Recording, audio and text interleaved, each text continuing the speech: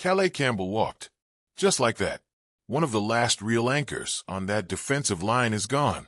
Back to the desert. Arizona. And not even a whisper from Miami like it mattered. Was anyone even surprised? Should we be? This offseason has been bleeding talent, and it's not even subtle anymore. 10 unrestricted free agents. Gone. 10. And no, that's not a typo. 10. You look at Campbell, 38 years old, but still one of the few who played like he gave a damn every snap. Veteran presence? Sure.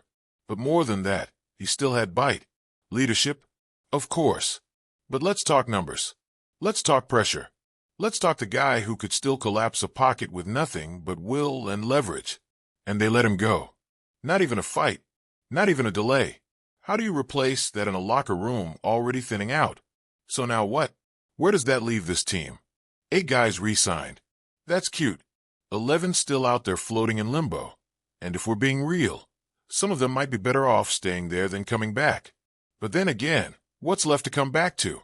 The Dolphins are in this weird limbo. They're pretending like the core is still intact, like the window is still open. But let's be honest, it's foggy now. Hard to see where it's all headed. Kendall Lamb dipped too. Hello, Philly. That line already felt like it was held together with duct tape and caffeine. And now another one walks. One by one, this roster is unraveling while everyone's pointing at the draft like it's the magic reset button. As if a few picks can patch up this many leaks. As if experience can be replaced by potential just because it's April. You think a rookie's gonna show up in week 1 and command that huddle? Hold that edge? Take that hit? And about those picks, you've seen the mock drafts. Everyone has. First round, pick 13. They've got us taking Kelvin Banks Jr. from Texas. Solid player. No question. Physical tools are there. Athleticism, mobility, a bit raw, but hey, it's a draft pick. That's what you get. Promise wrapped in uncertainty. Big body, quick feet, long arms. He's got the traits. But is he ready? No, not really. And you want him protecting Tua? Week 1. Really? Let's talk Tua for a second. That pocket needs to be a fortress, not a revolving door. The man's been hit enough times to write a book about it. And now we're here, again, acting like it's fine because a 21-year-old left tackle with upside is going to make it all okay. You sure about that? Because it's not just about physical tools. It's about survival. About knowing when to bend, when to punch, when to anchor. And if Banks doesn't figure that out fast, it's not just his reputation that's on the line. It's Tua's health. But wait, there's more. Because it's not just the O-line that's getting love in the mocks. The secondary's in shambles too. Javon Holland? Gone. One of the few sparks on defense that actually made you lean in during a game. Poof. Another hole. Another gap. And here we are, smiling and nodding while the front office does its little shuffle. Maybe they think it's chess. Looks more like Jenga now. Let's break it down. This team had 20-plus free agents walking into this offseason. 20-plus. That's not a soft reset. That's a fire sale. And every time someone leaves, we get this canned optimism like, well, we've got young guys ready to step up.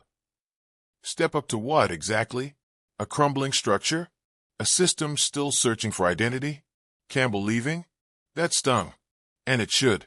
Because for all the talk about youth and speed and system fits, sometimes you need a guy who just knows how to win in the trenches. Who doesn't need to be coached every damn snap?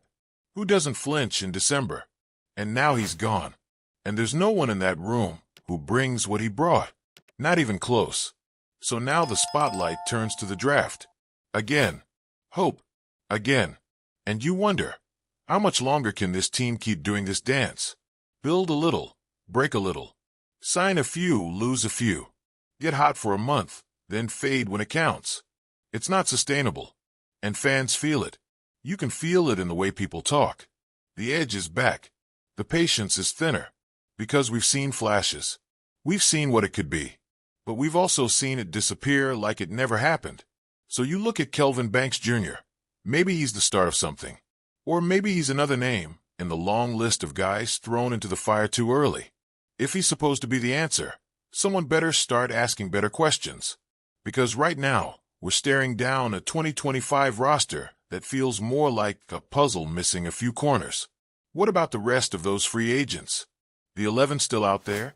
Are we bringing back anyone? Should we? A couple of them showed flashes. Depth pieces, maybe. But you can't run a franchise on maybe. You need guys who make it obvious, who show up every game and make you notice. And this team, right now, has too many question marks and not enough statements.